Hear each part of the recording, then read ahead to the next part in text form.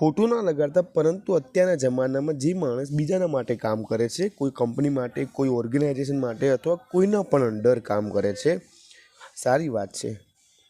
કારણ કે પેટ પૂરું પાડવા માટે અત્યારના જમાનામાં તમારા શોખ પૂરા પાડવા માટે તમારે ઘણું બધું કરવું પડે છે.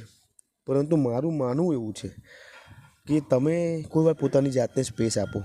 તમે થિંક કરો કે હું કેટલું કેપેબલ છું અને શું મારી પાસે એ પ્રમાણમાં રિસોર્સ અવેલેબલ છે જ્યાં હું કંઈક મારી જાતે સ્ટેન્ડ આઉટ થઈ શકું.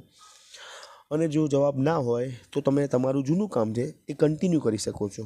પરંતુ જવાબ હા હોય તો તમે તમારી જોબ, જે કરંટ જોબ અથવા કોઈ પણ જગ્યાએ વર્ક કરતા હોય એઝ અ સ્લેવર તરીકે, એમ્પ્લોય તરીકે, તો છોડી દો.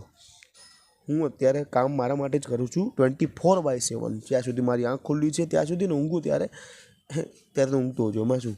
પરંતુ જ્યાં સુધી જાગું છું ત્યાં સુધી હું મારા માટે જ વર્ક કરું છું.